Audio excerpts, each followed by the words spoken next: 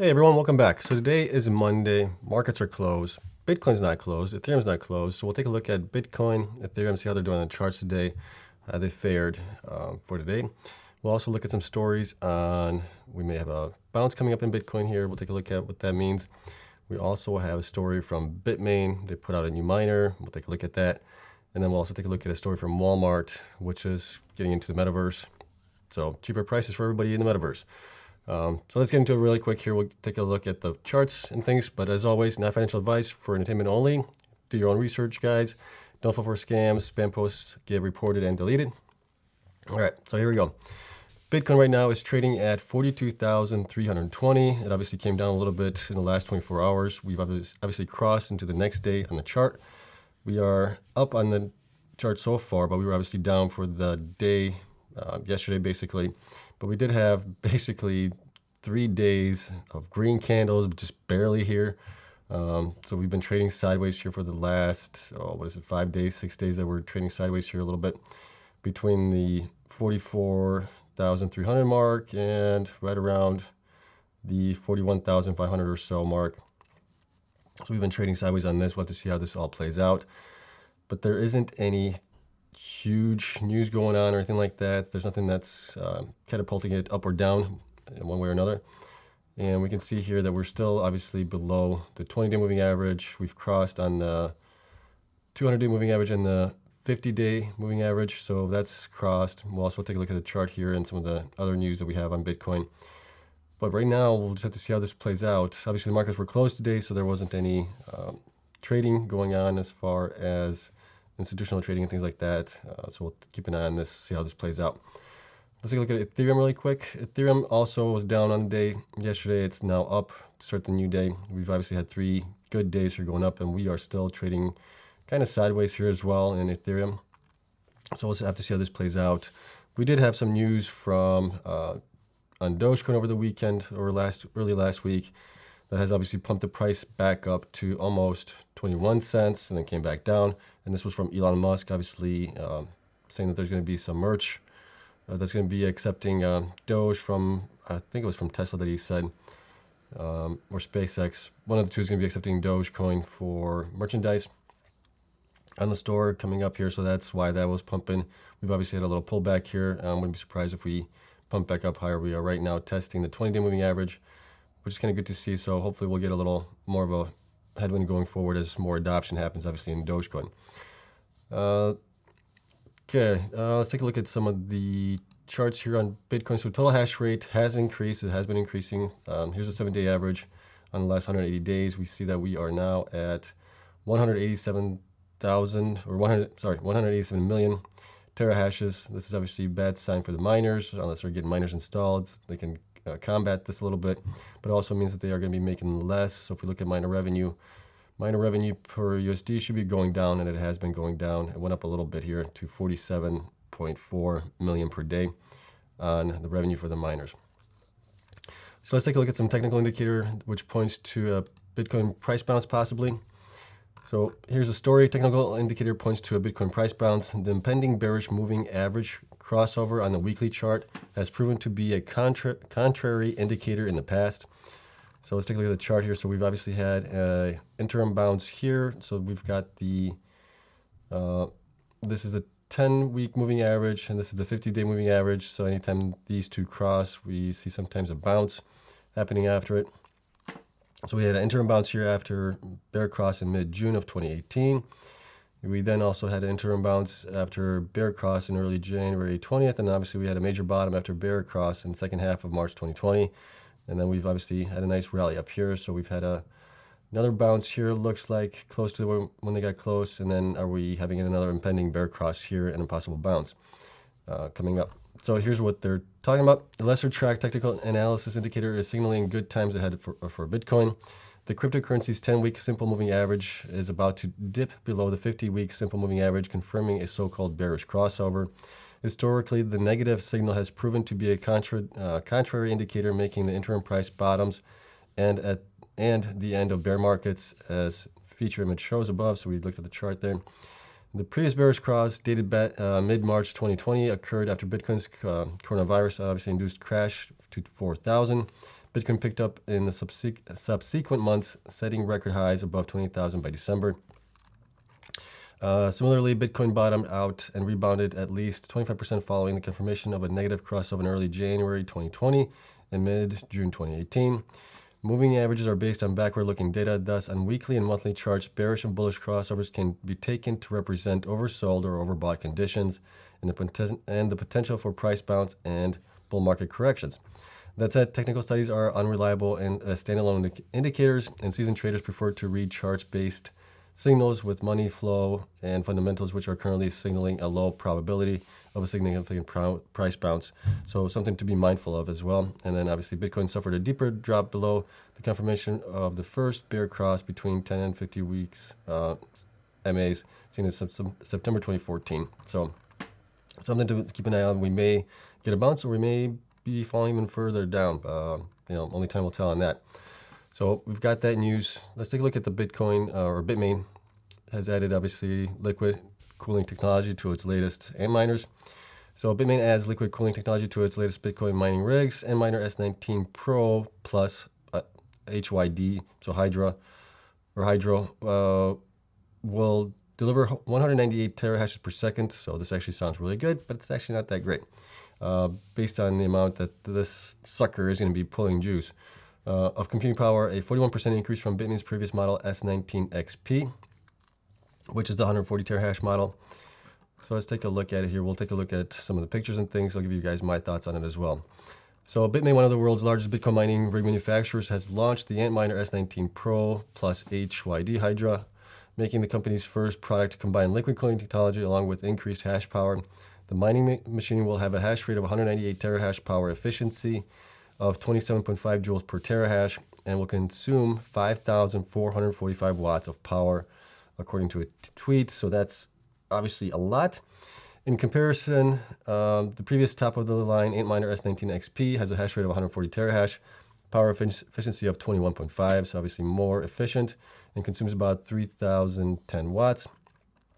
The new model will also incorporate the latest liquid cooling technology and is designed for use with Bitmain's AntSpace HK3 mining container. So we'll take a look at that. So obviously, this is not something that the regular Joe can purchase and put into their own facility. This is obviously nice because it's going to be quiet, but you need a huge container to put it into as well, which you had to purchase like 190 of these miners to go along with it. So unless you get several $1 million to waste, I don't think you're going to be buying these. The new model will also, so we talked about that. The adoption of liquid cooling has been increasing in recent years as an alternative to traditional air cooling, which allows mining machines to be immersed in a synthetic hydrocarbon compound liquid that has no electrical conductivity and is fully biodegradable. The specialized liquid can reduce heat, power consumption, noise stemming from the computers, as well as prolong the lifespan of the machines, allowing the miners to maximize profit in an increasingly competitive market. So we do know that obviously we have, I think, CleanSpark, we have Riot, we have a couple others. I think Mawson is also looking into it.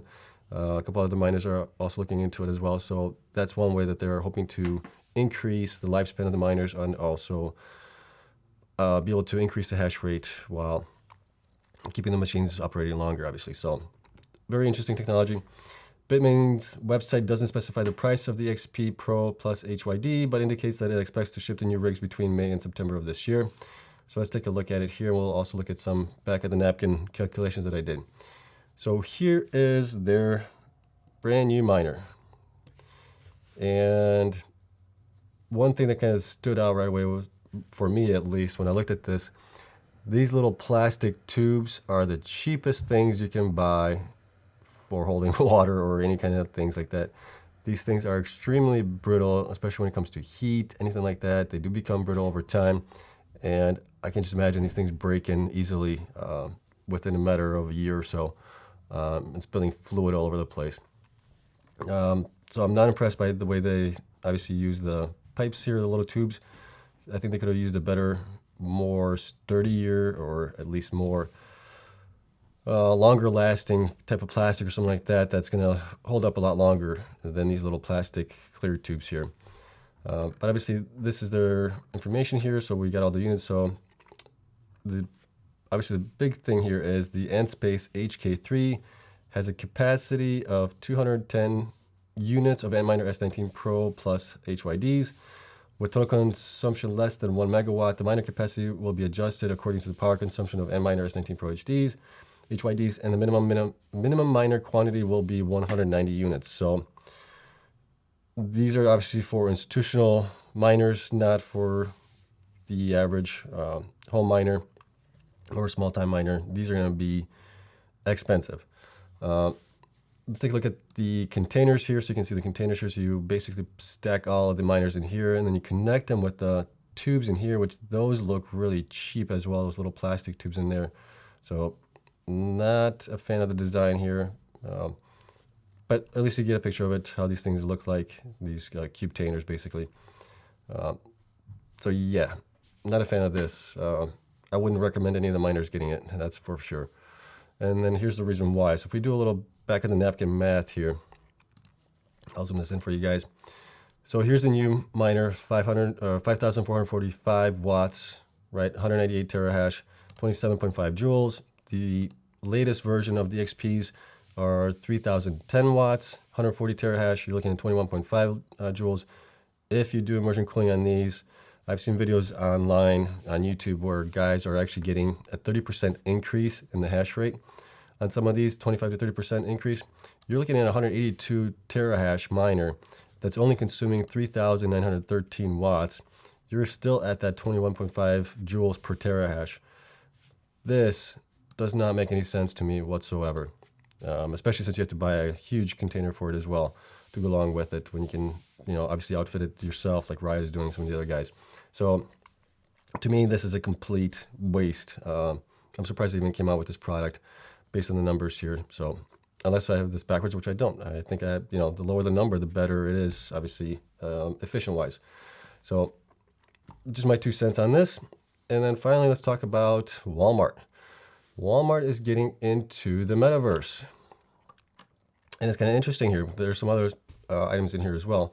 But you're seeing, obviously, this shift in retailers as they don't want to be basically left behind how they were left behind in Web 2.0 when everything was going to web, online commerce, things like that. They're taking this very seriously, it appears, and we'll see what the future obviously holds for them. But there's some obviously promising things happening right now and promising results for some of these companies as well. So we'll cover this in here. So Walmart is quietly preparing to enter the Metaverse. Walmart appears to be venturing into the Metaverse with plans to create its own cryptocurrency and collection of NFTs. The big box retailer filed several new trademarks late last month that indicate its intent to make and sell virtual goods. In a separate filing, the company said it would offer users a virtual currency as well as non-fungible tokens or NFTs. Here's the important parts. The big box retailer filed several new trademarks late last month that indicate its intent to make and sell virtual goods, including electronics, home decorations, toys, sporting goods, and personal care products. In a separate filing, the company said it would also offer users virtual currency as well as NFTs. So think about this as you have your own place, you bought land in with Decentraland or something like that. You're building your own house, you want to decorate it. You obviously could shell out a lot of dough for name brand items, or you could go to Walmart and decorate it with low-cost items as you do now. So I think this is a great play by them.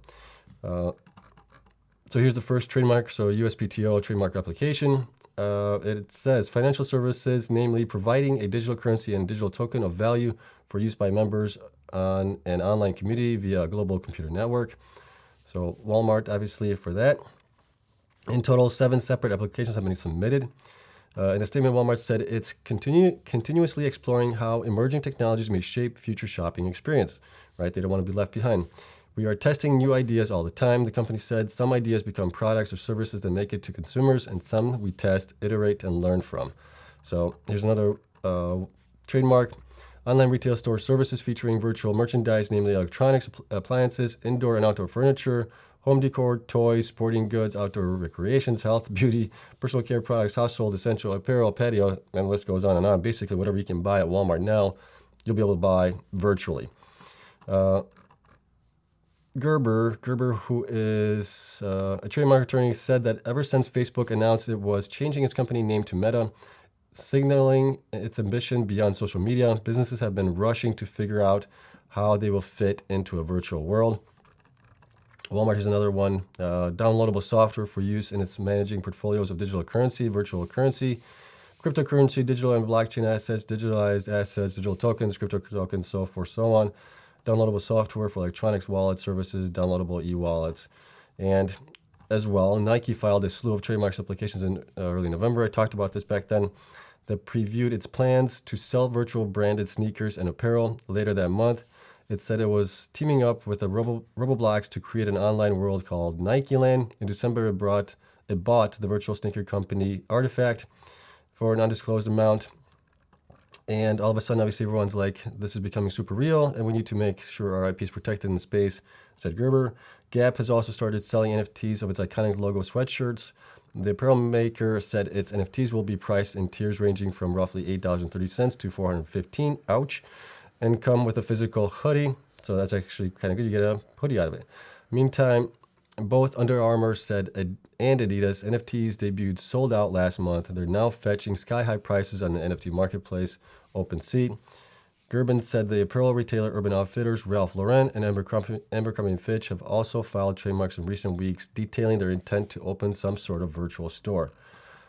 So it is getting heated out there.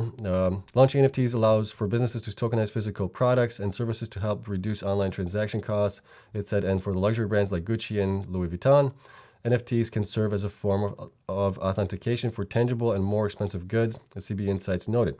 So there's obviously a lot of counterfeit items out there for like Louis Vuitton and Gucci. If you can get it on the blockchain and you have that basically verification that you bought it. So that's another kind of interesting aspect of this, where the blockchain can be used as a verification tool of a legitimate purchase of something that's a physical world product. So that's kind of cool too. According to Frank Shapiro, director at crypto information services firm The Block, many retailers are still reeling from being late to e-commerce, so they don't want to miss out on any opportunities in the metaverse. He obviously thinks it's a win-win for any company in retail. Shapiro said even if it just turns out to be a fad, there's not a lot of reputation damage in trying something weird out, like giving some customers an NFT in a sweepstakes, for instance. So totally agree. So very interesting. This is obviously just the beginning here. And we're seeing a lot of people obviously investing in NFTs and things like that, and the price is going up like crazy. I personally still don't understand it myself. Well, I understand the basics behind it and the theory behind it and everything like that, but if I'm going to own something, I want to own something physical, whether it's a piece of art or something like that. I don't want to be in a digital world where I can show off my toys there. If I wanted to show off my toys, I would show off my toys in my real world. But obviously, that's my generation, or at least I'm thinking it's my generation. I'm thinking that the younger generation is going to be more involved in a virtual sense, which obviously is why this is driving it a lot. So something to be mindful of, something that could be possibly a good investment as well. So let me know what you guys obviously think of the stories here. It's obviously interesting. We'll see where Bitcoin goes this week. Bitmains and miners, the new ones. I hope none of the big institutional miners don't buy those. I don't think those things are great. And then obviously Walmart getting into Metaverse along with everybody else. It's interesting. So it's something that I have to do some more research on and get more into it. May have to buy some virtual land someplace. So let me know what you guys think. As always, if you guys enjoyed the video, hit the like button, smash the subscribe button, and the notification bell. It helps me out tremendously. And that's all I ask of you guys. Thank you so much for watching. I'll see you guys in the next one. Until then, bye.